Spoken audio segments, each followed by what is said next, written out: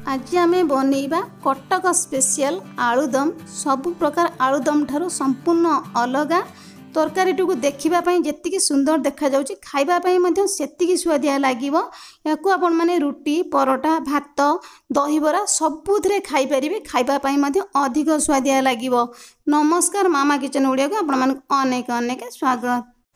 आजिर ये रेसिपी पाई प्रथमे आमको आलू दरकार। एठी मु 500 ग्राम आलू को सिझे नहीं जाइली। एबे हम कौन करबा ना चोपा छड़े के आलू को काटी नहीं जिबा। ए आलूटा को हमें 2 पीस करबा। अधिक आलू को हमें सिझेबानी, आलू को हमें 80% सिझेबा। सेम प्रोसेस रे सब आलू को हमें काटी की रेडी कर नहीं जिबा। आलूटा अधिका सिझिले तरकारी रे घांटी हो जिवो। तेणु करे आलूटा को आपण माने अधिका बिल्कुल सिझेबेनी। तो ये आलूदम पाई आमे मसला बनइबा। एइठी बे नै जिबा आमे गोटे मिक्सर जार। तापर एबे देई दबा 10 रु 15 पाखुड़ा रसुण, छोटिया खंडे अदा दबा हल्का बास्ना पाई। तापर एबे आमे देई दबा गोटे बड़ चामच गोटा धनिया, गोटे बड़ चामच गोटा जीरा। या बदल आपण माने गुंड मसला मध्य देई परिबे, धनिया जीरा गुंड। एमिति देले भलो लागिबो तरकारीटा। तापर एबे आमे देई दबा 2टी सुखिला लंका। आवश्यक अनुसार पानी देकी मसला को एबे हम कौन करबा ना चिकन करिक बाटिकी नहीं आसीबा। एबे आमे गोटे छोट बाउल मसला पेस्ट को बाहर कर नहीं जिबा। सेम मिक्सर जार अल्प पानी देकी आमे ये मसला बाउल देई दबा। एबे आमे आउ गोटे मसला बनइबा। एइठी बे देई दबा गोटे बड़ चामच चारुमगज।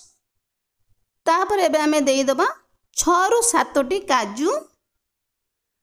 गोटे बड़ चामच एबे आमे देई दबा पोस्त। पोस्त देले ए तरकारी खाइबा पई अधिक स्वादिया लागिबो। एबे आमे कोन करबा ना अल्प पानी देई दबा। जेहेतु आमे पोस्त बाटिबा आमे मिक्सर जार को रही रही की एकदम चिकन करिके बाटिके नहीं आसीबा। कारण आमे पोस्त को भिजेई नाहंदी। एई भला भाबरे बाटी नहीं गले पोस्तटा हमर बाटी हे जिवो।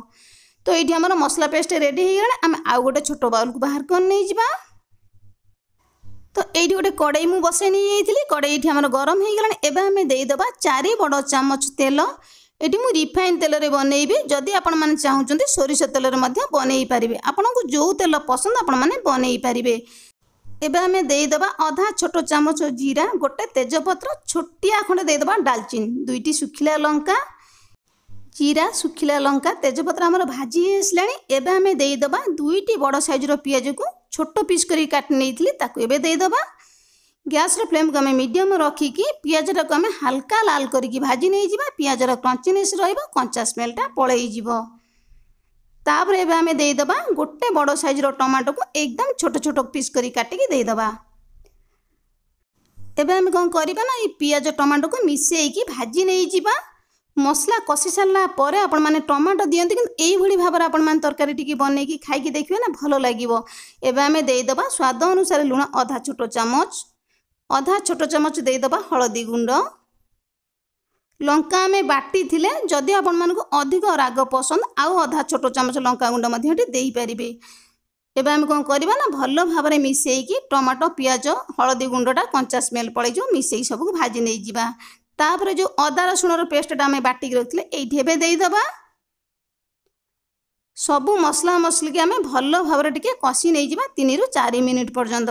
मसला जेते भलो भाबरे हमें कषिबा तरकारी रो फ्लेवर और टेस्टटा सेतिकी ही आसीबो। एबे हमर 4 मिनिट हे गेलानी। हमें आउ टिके मसला को कषि नै जिबा। मसला रो हमर हल्का तेल सेपरेट हे आसलानी। मसला रो गोटे भलो बास्ना मध्य आसी गेलानी। एबे हमें देई दबा आधा छोट चामच गरम मसला।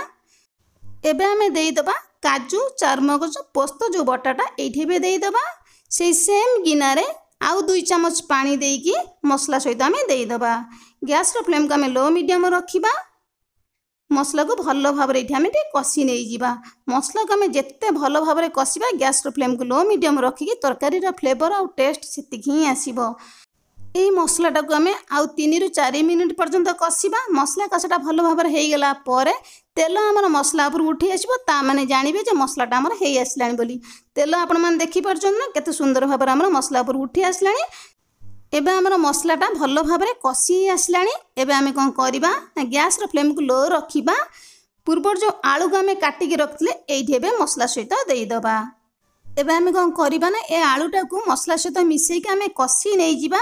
तो सेथिपाई मु कहितली आलूटा को आमे 80% सिझे नहीं गला परे आम आउ जो बाकी सिझेबा 20% सेटा हमर मसला सहित सिझी जीवो। एमिति मसला सहित कसी नहीं गले आलूटा बिल्कुल पाणिचिया कि फिका लागिबनी आलूर टेस्टटा मते भलो आसीबो। तो आउ 3 रु 4 मिनिट पर्यंत कसी नहीं गला परे एठी देखि परछन ना केते सुंदर देखा जाउची हमर तरकारी रो कलरटा बास्ना मध्य से भला भाबरे आछी। जेहेतु हमें पोस्त ऐड करछन ना ता सहित टिके तळु लागि जिवो। गैस रो फ्लेम को लो मीडियम रखी कसिले बिल्कुल भी पोड़ीबनी मसला कसाटा हमर भलो भाबरे बनै जिवो। एबे हमें देई दबा आवश्यक अनुसार पानी। अधिक आमे पानी दबानी हल्का टिके ग्रेवी टाइप रो रहबा आलुदमटा हमर खाइबा पई भलो लागिबो। सबुतिर आपण मान ताको खाई परिबे। गरम पानी देले तरकारीटी पाणचिया लागिबोनी तो तेनु करी गरम पानी ही देबे। एबे हमें तरकारीटा टिके गोळेई नहीं जिबा। अधिका पानी बिल्कुल भी रहिबोनी हल्का टिके जुकजुक टाइप रो रहइबो। खाइबा पई तरकारीटी अधिक स्वादिया लागिबो। तो एबे हम कोन करबा ना तरकारी की फुटिबा पई दबा घोड़ेई नहीं जिबा। ताको एठी हमें 2 रु 3 मिनिट पर्यंत 2 रु 3 मिनिट पर कवर को एठी हमें बाहर कर नहीं जिबा। तरकारीटी हमर हल्का फुटी आसलानी। अधिक समय तरकारीटा को फुटेइले तरकारीटी अधिक बहलिया हे जिवो। तो तेनु करी तरकारीटा को हल्का फुटेइबा। तापर एबे हमें देई दबा आधा छोटो चामच गरम मसला। हमें आधा छोटो चामच मसला जतले कसिले सेतले हमें देई दिले आ आधा छोटो चामच तरकारी फुटी गला पर आपण मान थरे देई कि ही एम्ति तरकारीटी को बनै कि खाइबे देखिबे। सत्तरे आलू तरकारी मध्य एते स्वादिया लागिबो बोली आपण केबे विश्वास मध्य करि परिबेनी। गरम मसला देई सरला परे तरकारीटा को हमें आउ टिके भलो भाबरे गोळेई नै जिबा। गरम मसलाटा हमर तरकारी सहित भलो भाबरे मिसी जिवो। ए तरकारीटा को हमें घोड़ेई नहीं जिबा। गैस रो फ्लेम को हमें ऑफ कर दबा।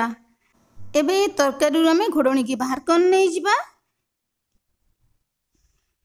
तापर एबे हमें देई दबा अल्प किछि कटा धनिया पत्र। पछरे देले तरकारी रो बास्नाटा भलो आसीबो आ फ्लेवर आ टेस्ट मु कहले किछि नै आपण मान थरे बनेला परे ही जानि परिबे।